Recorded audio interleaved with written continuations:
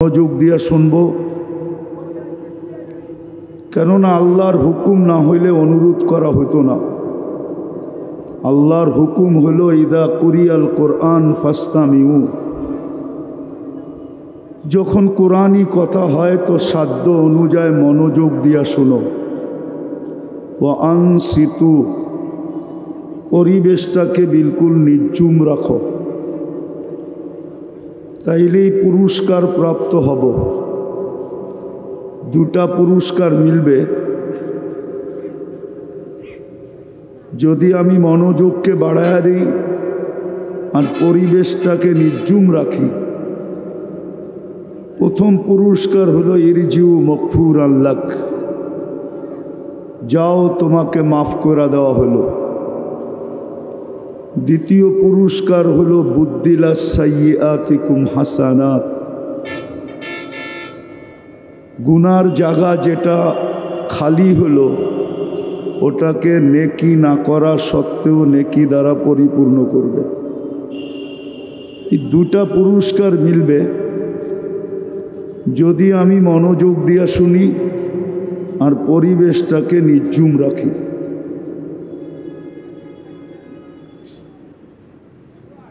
সৃষ্টির সেরা হিসাবে একটা কথা চিন্তা করা উচিত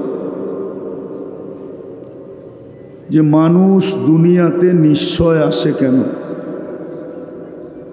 খুব মনোযোগ দিয়ে শুনতে হবে, কিন্তু যুক্তি তর্ক বিবেক বুদ্ধি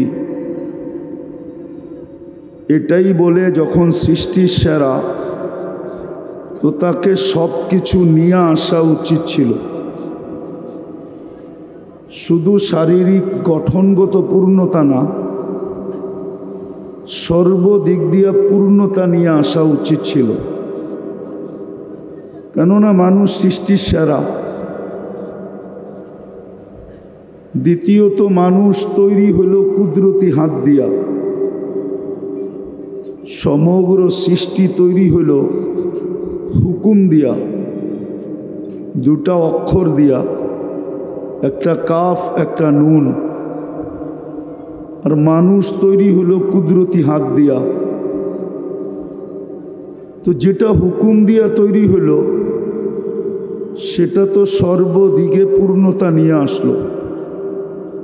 চোখের দেখা বলতেছি, মুরগির বাচ্চা ডিমের থেকে বাহির হইতে দেরি, হাঁটতে দেরি করে না। গরুর বাচ্চা মার পেট থেকে আসতে দেরি, 2-4 ঘন্টা পরে দৌড়াইতে দেরি করে না, ঠিক না? কিন্তু এটা তো হুকুমের তৈরি, আমি তো কুদরতি হাতের তৈরি। আমি কেন নিশ্চয় আসলাম? নিশ্চয়তার চিত্রটাও দেখাবো। প্রথমত আমি শ্রেষ্ঠত্ব নিয়ে আসলাম, তারপরও নিশ্চয় কেন আসলাম? কুদরতি হাতের তৈরি, তারপরও আমি নিশ্চয় কেন আসলাম? যে হুকুমের তৈরি সে স্বয়ং সম্পূর্ণতা নিয়ে কেন আসলো? দুনিয়াটা মানুষের জন্য তৈরি, মানুষ না হইলে এই দুনিয়াটা হতো না। কোরআন এটাই বোঝায় যে মানুষ না হইলে দুনিয়াটা হতো না। ওয়াল্লাযী খালাকা লাকুম মা ফিল আরদি জামিয়া, সব কিছু যখন আমার জন্য তৈরি তা আমি নিশ্চয় কেন আসলাম? সব কিছু যখন আমাকে দিলেন, ওয়াল্লাযী আদ-দুনিয়া খলিকনা লাকুম, দুনিয়া আমার জন্য তৈরি। হুয়াল্লাযী খালাকা লাকুম মা ফিল আরদি জামিয়া, সব কিছুর আধিপত্য আমার হাতে উঠাইয়া দিলেন, তারপরও আমি কেন নিশ্চয় আসলাম? বাবার বিষয়, কিন্তু চিন্তা করার বিষয়। আর চিন্তা ক্ষমতা যদি না দিতেন তাহলে বুঝতাম যে চিন্তা ক্ষমতা দেন নাই। মানুষকে যেই চিন্তা ক্ষমতা দিছেন, সৃষ্টির ভিতরে কাউকে এই চিন্তা ক্ষমতা দেন নাই। কেউ বলতে পারবে না যে মানুষের চেয়ে বেশি চিন্তা ক্ষমতা কোনো সৃষ্টিকে দিছেন, বা কোনো সৃষ্টি সম্বন্ধে মানুষের জানা আছে যে মানুষের চেয়ে বেশি চিন্তা ক্ষমতা রাখে? যদিও কেউ প্রশ্ন করবে যে মাঝে মাঝে তো ডগ এসকর্ট দেখা যায়, ডগ এসকর্ট, কুকুর দেখা যায় না, কুকুর আমাদের প্রশাসনিক লোকের কাছে কুকুর দেখা যায়, ঠিক না? আপনি বলবেন কুকুর তো মানুষের চেয়ে বেশি পারদর্শী, ঠিক না? হ্যাঁ, হবে না কেন? ওর নাকের ভিতরে 25 লক্ষ সেল, আর আমার নাকের ভিতরে 5 লক্ষ সেল, তো 5 গুণ বেশি, ঠিক না? তো গ্রাণ ক্ষমতা তো ওরই বেশি, ঠিক না? এই 25 লক্ষ যদি আপনার নাকে দিত, তাইলে সাইদাবাদে 10 মিনিট আপনি দাঁড়ায় থাকতে পারতেন না। দুর্গন্ধ আপনার মাথার ভিতরে এতটুকু ঢুকত যে আপনি পাগল হইয়া সাইদাবাদ ছেড়া দিয়া চলে যেতেন, ব্যবসা আর করতে হইতো না। মনে হয় বুঝাইতে পারি না, না বোঝেন নাই। ওর নাকে 25 লক্ষ সেল, মানুষের নাকে মাত্র 5 লক্ষ সেল। বিদায় গন্ধ গ্রাণ শোনার ক্ষমতা ওর বেশি, এই জন্য গ্রাণ দিয়া ও কোনটার ভিতরে মাদক আছে কোনটার ভিতরে নাই এটা ও বুঝতে পারে, মানুষ বুঝতে পারে না। ও একদিক দিয়েই পারদর্শী, শুধু গ্রাণ শোনার দিক দিয়েই পারদর্শী, আর মানুষ সর্বদিকে পারদর্শী। বিদায় কেউ যদি ভাবে যে কুকুর মানুষের চেয়ে উত্তম, তাইলে এই ধারণাটা ভুল হবে। মানুষ সর্বমুখী পারদর্শী। কি সর্বমুখী? আচ্ছা, ওরে যে ট্রেনিং দিয়া ট্রেনিং প্রাপ্ত বানাইলো, এটা কি কুকুরে বানাইলো না মানুষে বানাইলো? মনে হয় বুঝাইতে পারি না। তাহলে ওর ওস্তাদ কে? মানুষ। তাহলে মানুষই তো শ্রেষ্ঠ, ঠিক না? তো মানুষ শ্রেষ্ঠ হওয়া সত্ত্বেও নিশ্চয় আসে কেন? আমি তো 4-5টা দেখাইলাম, ইচ্ছা করলে ফজর পর্যন্ত দেখানো যায়, কিন্তু এতগুলা মনে থাকবে না। আজকাল আমাদের ব্রেন সব চলে গেছে প্রযুক্তিতে, আমাদের ব্রেন আমাদের কাছে নাই। এই জন্য এখানে পাওয়া যাবে কলেজের ছেলে, একে পাওয়া যাবে শিক্ষিত। যদি একটা সহজ ঘরের নামতা বলতে বলি তাহলে বলতে পারবে না, এটা আমার বিশ্বাস। বলুক 13 নামতা, বলুক 13 নামতা পারবে না। ও 13কে 13 দিয়া গুণ দিতে গেলে ক্যালকুলেটর তালাশ করবে। আর আগের যুগে আছে 25 পর্যন্ত নামতা মুখস্থ করতে হইতো স্কুলে, প্রাইমারিতেই কমপ্লিট হইতো 25 পর্যন্ত। আমরা 25 পর্যন্ত পড়ছি। তো এখন চলে গেছে মানুষের ব্রেন প্রযুক্তিতে, মোবাইল বললাম না, প্রযুক্তিতে চলে গেছে। বিদায় বেশি বললে মনে থাকবে না, এই জন্য চোখা চোখা 2-4টা বলতেছি। চোখা চোখা বোঝেন? মনে হয় বোঝেন না, ঢাকায়া শব্দ তো কোত্থেকে বুঝবেন? এখন বললে তো অন্যের আবার চেতা যাইব। এখানের আদি বাসিন্দারা সবাইকে অন্য একটা শব্দ বলে, ওই শব্দটা বললামই না, এই জন্য 2-4টা বললাম আর কি। যে মানুষ সৃষ্টির সেরা, সে নিশ্চয় জমিনে পা রাখে কেন? অথচ যুক্তি তর্ক বলে গাভীর বাচ্চাটা দুনিয়াতে আসতে দেরি, 2 ঘন্টা পরে দৌড়াইতে দেরি করে না। মুরগির বাচ্চাটা ডিমের থেকে বাহির হইতে দেরি, সাথে সাথে হাঁটতে দেরি করে না। কিন্তু মানুষের বাচ্চাটা কেন নিশ্চয়? সে তো সৃষ্টির সেরা, কুদরতি হাতের তৈরি। দুনিয়ার আধিপত্যটা তাকে দিলেন, দুনিয়া তার জন্য তৈরি করলেন। সে সৃষ্টির ভিতরে সবচেয়ে সুন্দর। সৃষ্টির ভিতরে গঠনের দিক দিয়ে মানুষের তুলনা হয় না। মানুষের চেয়ে গঠনে সুন্দর কোনো সৃষ্টি নাই। কেউ যদি বলে পরী, এটা আমি মানি না, কেননা পরী কেউ দেখছে নাকি? আসল রূপে কেউ পরীকে আজ পর্যন্ত দেখে নেয়। শুধু একটা বুয়া প্রবাদ বাক্য পরীর মতো সুন্দর। আচ্ছা, যুক্তিতে বলেন, পরী যদি সুন্দর হইতো তাইলে কাইলা ছেঁড়ারে কেন ধরল? ও তো ওর চেয়ে সুন্দর ছেলেকে ধরা উচিত ছিল, যুবরাজকে, ঠিক না? ও কাইলা ছেঁড়ারে কেন ধরল?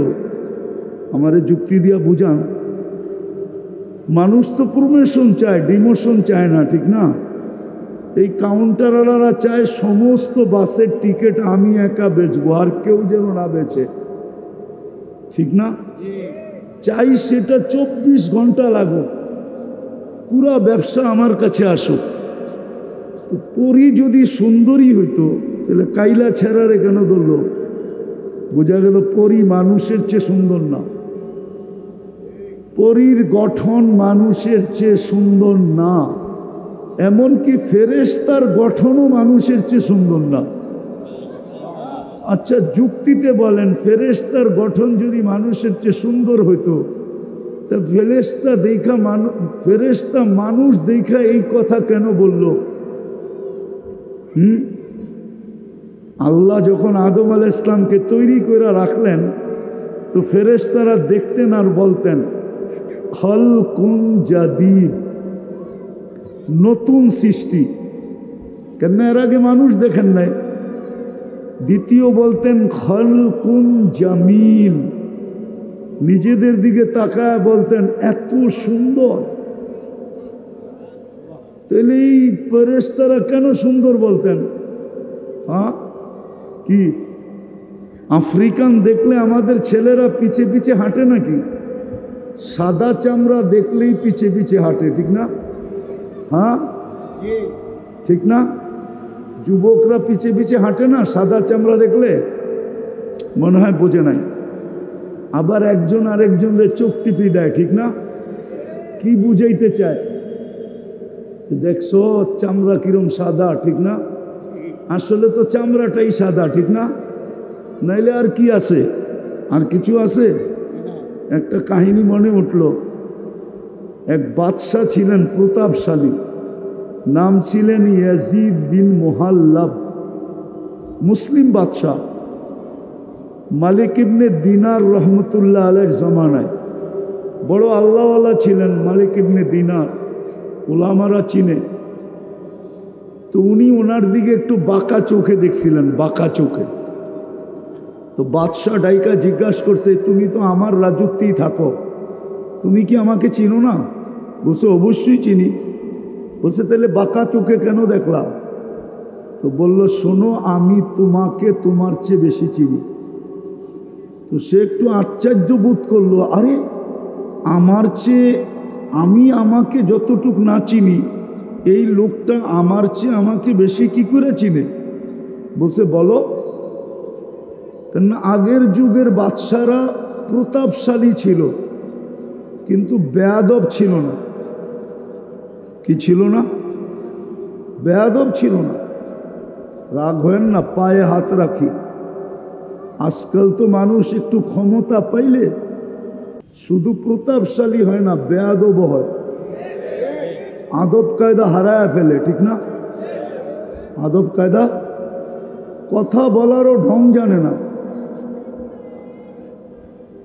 তো বাদশাহ জিজ্ঞেস করলো, তুমি আমাকে আমার চেয়ে বেশি কিভাবে চিনো? তো মালিক ইবনে দিনার রহমতুল্লাহ আলাইহি বলতেছিলেন, আমা কানা আউয়ালুকা নুতফা, তোমার উৎস কি বীর্য ছিল না? তোমার তৈরি তো বীর্য থেকে, ঠিক না? আরে কি সত্য তো? দুর্গন্ধময় নিকৃষ্ট একটা পানি থেকে। তো বলছে বালা, অবশ্যই। বলছে আখেরুকা জিফা, তুমি মরে গেলে ফুলন্ত ফাটন্ত দুর্গন্ধময় একটা লাশ হবে না? বলছে বালা, অবশ্যই। বলছে বাইনাহুমা তাহমিলু কাদিরা, এই দুইয়ের মাঝে তুমি আর আমি একটা পেশাব পায়খানার টুকরি, না টুকরি বোঝেন? টুকরি পেটের ভিতরে কি? আরে বলেন না, পেশাব পায়খানা না, বুড়িতে কি আছে? মনে হয় ভালো ভালো খাওয়ান আছে, পেশাব পায়খানাই তো, ঠিক না? তো মা ইয়াজিদ বিন মুহাল্লাব বলতেছে আরাফতানি হাক্কা, তুমি আমাকে চিনছো, এই চামচগুলো একটাও আমাকে চিনে না। চামচ চিনেন? রাধা বাদশাদের চতুর্দিকে চামচ থাকে না, চামচ। আরে চামচই কম, চামচা করলে আবার খারাপ শোনা যায়। সুন্দর ভাষা ব্যবহার করেন। তো বলে ওরা আমাকে চিনে নাই। আমি বুঝাইতেছিলাম, যেই মানুষটা এত সৃষ্টির ভিতরে এত ঊর্ধ্বে, সে নিশ্চয় কেন জমিনে পা রাখে? যুক্তি তো বলে, তর্ক তো বলে, বিবেক তো বলে, বুদ্ধি তো বলে, এমনকি বিদ্যা পর্যন্ত বলে যে সবচেয়ে পূর্ণতা নিয়ে ওই মানুষটাকে দুনিয়াতে আসা উচিত ছিল। কিন্তু মানুষটা কেন নিশ্চয় আসলো? কেমন নিশ্চয়? ফালা লাকা সিন্নুন তাক্তা, মার পাটের থেকে যখন আসে তো দাঁত থাকে না, কোত্থেকে কাটবে? ওয়ালা লাকা লিসানুন তান্তিক, জিহ্বা থাকে কিন্তু বাকশক্তি থাকে না। ওয়ালা লাকা উযুনুন তাসমা, কান থাকে কিন্তু শ্রবণ শক্তির কার্যকারিতা থাকে না। ওয়ালা লাকা আইনুন তানদুর, চক্ষু থাকে কিন্তু দৃষ্টিশক্তির কার্যকারিতা থাকে না। ওয়ালা লাকা আকলুন তুমাইয়িজ, মগজ থাকে কিন্তু ভালো মন্দ বুঝার ক্ষমতা থাকে না। ওয়ালা লাকা কলবুন তাতাফাক্কার, দিল থাকে কিন্তু চিন্তা কি জিনিস সে জানে না। ওয়ালা লাকা ইয়াদুন তাফতিশ, হাত থাকে কিন্তু কর্ম তো দূরের কথা, ধরারই ক্ষমতা থাকে না। ওয়ালা লাকা রিজলুন তামশি, পাও থাকে কিন্তু চলার ক্ষমতা থাকে না। কুনতা সগীরা, বড় ছোট থাকে, বড় ছোট। আফসোস তো এইখানেই হয়, যুবক যৌবন পেয়ে আল্লাহকে ভুলা যায়।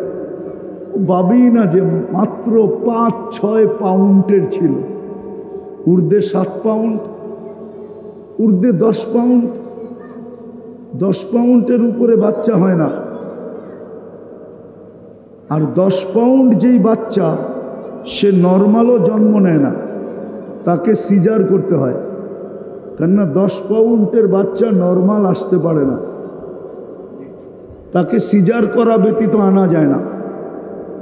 তাহলে 10 পাউন্ড, কিন্তু যুবক তো ভাবে না যে আমি একদিন 10 পাউন্ড ছিলাম। আল্লাহ তো এটাই বলে আমা কুনতা সগীরা, তুই ছোট ছিলি। আমা কুনতা যায়ীফা, তুই কি দুর্বল ছিলি না? মার পেটের থেকে আসে তখন কেমন দুর্বল, কিন্তু বড় হইতে দেরি। অতীত বলতে তো দেরি করে না যে অতীতে আমি ছিলাম কি। কে আমাকে এত ওজন বানাইলো? 70 কেজির ওজন আমাকে কে বানাইলো 10 পাউন্ড থেকে? এটা তো ভাবে না। তো নিশ্চয়ের চিত্র দেখাইতেছি যে ছোট ছিলা কতটুকু, ওয়েট ওজন ছিল কতটুকু, দুর্বল ছিলা কেমন। কুনতা জাহিলা, তুমি বড় অজ্ঞ ছিলা, অজ্ঞ। এই নিশ্চয় মানুষ কেন আসে? আবারও বলতেছি, অথচ সৃষ্টির সেরা আল্লাহ মানুষকে একটা মেসেজ দিতে চান, মেসেজ। এই জন্য নিশ্চয় নিয়ে আসছেন। কেনটা এই মেসেজটা কোনো সৃষ্টির দরকার নাই, কোনো সৃষ্টির এই মেসেজের প্রয়োজন নাই। প্রয়োজন নাই কেন এটাও বুঝাইতেছি। কোনো সৃষ্টির ভোগ অধিকার নাই। সৃষ্টি ভোগ যদি করেও তাহলে মানুষের জন্য করে। সৃষ্টি বাঁচে যদি মানুষের জন্য বাঁচে। সৃষ্টির অস্তিত্ব মানুষের জন্য। মানুষ না হইলে এই সৃষ্টির দরকার ছিল না। সূর্যের আলো দরকার ছিল না, চাঁদের কিরণও দরকার ছিল না, নদী প্রবাহমান হওয়াও দরকার ছিল না, সমুদ্রের তরঙ্গ মারাও দরকার ছিল না। এটা খোলার সময় এখন নাই। আর এই হইহুল্লার ভিতরে যে বুঝে আসবে এমনও না, যদি খুলিও তাইলে বুঝে আসবে না। এটার জন্য খুব নির্জনতা চাই, খুব ধ্যান চাই, তাইলে হয়তো বুঝে আসতে পারে যে সব সৃষ্টি মানুষের জন্য। সব সৃষ্টি মানুষের জন্য। মানুষ না হইলে কিচ্ছু হতো না, কিচ্ছু প্রয়োজনও ছিল না। তো যেটা বুঝাইতেছিলাম, মানুষ নিশ্চয় আসে কেন? শুধু একটা মেসেজ দেওয়ার জন্য। এই মেসেজটা কোনো সৃষ্টির দরকার নাই, প্রয়োজন নাই। এই জন্য সব সৃষ্টিকে আল্লাহ পূর্ণতা দিয়ে অস্তিত্ব দেন। শুধু ওই মেসেজটা বোঝার জন্য মানুষকে নিশ্চয় অস্তিত্ব দেন, নিশ্চয়। শুধু একটা মেসেজ বোঝানোর জন্য। আর মেসেজটা এই জন্য বুঝাইতেছিলাম, কোনো সৃষ্টির ওই মেসেজের প্রয়োজন নাই, কেননা ভোগ অধিকার নাই। কোনো সৃষ্টির জীবনের ফলাফল নাই, প্রতিদান যাকে বলে প্রতিদান নাই। কোনো সৃষ্টি প্রতিদান পাবে না, এমনকি ফেরেশতা পর্যন্ত প্রতিদান পাবে না। কোনো সৃষ্টি জান্নাত জাহান্নামে যাবে না। শুধু একমাত্র মানুষই জান্নাতে যাবে, জাহান্নামে যাবে। উকুদুহান নাস ওয়াল হিজারা, কুরআন বলে শুধু মানুষ জাহান্নামের ইন্ধন হবে। এই জন্যই মানুষটাকে মেসেজ দেওয়ার প্রয়োজন ছিল। এই জন্য আল্লাহ নিশ্চয় অস্তিত্ব দিয়েছেন। যদিও মানুষ ভাবে না, এটাও মানুষেরই স্বভাব, এটাই মানুষের স্বভাব। জিতার আগে একরকম, জিতা গেলে আরেক রকম। জিতার আগে পাও ধরতে পারে, আবার জিতার পরে যার পাও ধরছে তারে ফুটবলের মতো লাথিও দিতে পারে। এটা মানুষের স্বভাব। কোরআন বলতেছে, কোরআন, আমি না। কুতিলাল ইনসানু মা আকফারা। নাইলে একটা কথা বোঝেন, এটা তো স্বীকার করি, হায়াত কার হাতে? মউত আল্লাহ, সুস্থতা আল্লাহ, অসুস্থতা আল্লাহ, সর্বকিছু কার হাতে? আল্লাহ। যেই মানুষটা বলে আল্লাহ ডাকলে ও মসজিদে যায় না কি করে? আচ্ছা বলবেন মসজিদটা ছোট, এত মানুষের সংকুলন হবে না। বলুক এই কাউন্টারে জামাতে দাঁড়ায় কিনা, নামাজ পড়ে কিনা,